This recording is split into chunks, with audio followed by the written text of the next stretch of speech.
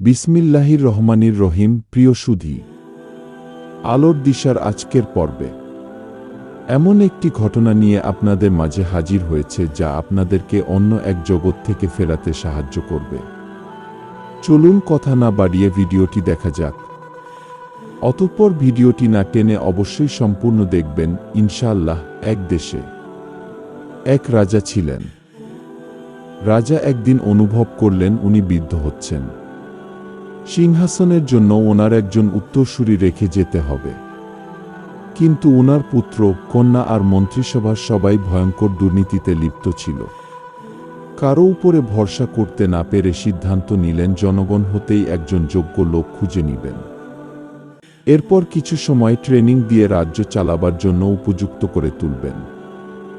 পুরো রাজ্য হইতে 17 থেকে 18 বয়সী হাজার খানেক তরুণীকে বাছাই করা হলো। এদের মধ্যে রাজার পুত্র, কন্যাজও নিজেদের প্রমাণ করার সুযোগ পেল। ওদেরকে একদিন ডেকে রাজা সবাইকে একটা করে বীজ দিলেন। বললেন, এটা খুব স্পেশাল একটা বীজ, এটা তোমরা সবাই রোপণ করবে, যত্ন নিবে, পানি দেবে। 1 বছর পর যার বৃক্ষ সবচেয়ে সুন্দর হবে সে এই রাজ্য শাসক করার জন্য নির্বাচিত হবে। আর সেই পারবে আমার জনগণের ঠিকভাবে যত্ন নিতে। এরপর সবাইকে একটা করে বীজ দিয়ে দেওয়া হলো। এদের মধ্যে একজনের নাম ছিল আবু। আবু ওর মায়ের সাহায্যে বীজটা রোপণ করল।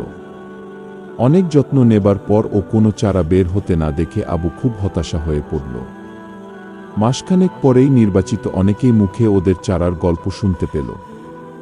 কয়েক মাসেই অনেকের চারা বৃক্ষে পরিণত হল।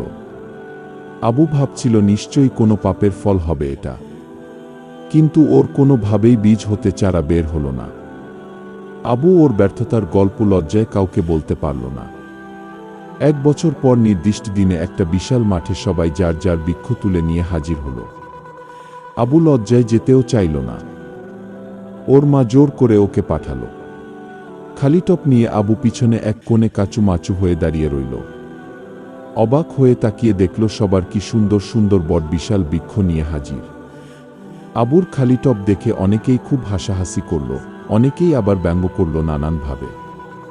রাজা এসে ঘুরে ঘুরে সবার গাছগুলো দেখলেন, তারিফও করলেন অনেকের।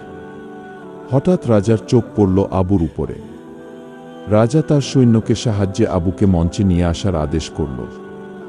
আবু তখন ভাবল, বীজ মারা যাওয়াতে তার সম্ভবত বড় শাস্তি হতে যাচ্ছে। রাজা সবাইকে হতভম্ব করে দিয়ে ঘোষণা দিলেন, পরবর্তী রাজার নাম হলো আবু। তোমাদের সবাইকে একটা করে বীজ দিয়েছিলাম, যেগুলো ছিল সিদ্ধ বীজ। আবু ছাড়া তোমরা সবাই ফুল, চারা, গাছ এসব নিয়ে হাজির হয়েছ। তোমরা যখন চারা বের হতে দেখনি সবাই অন্য বীজ লাগিয়ে মিথ্যা গল্প সাজিয়েছ। একমাত্র আবু তার সাহস আর সততার সাথে তার ব্যর্থতা নিয়ে হাজির হয়েছে। একমাত্র ওর মধ্যে এই রাজার শাসক করার মতো নীতি আর চরিত্র আছে।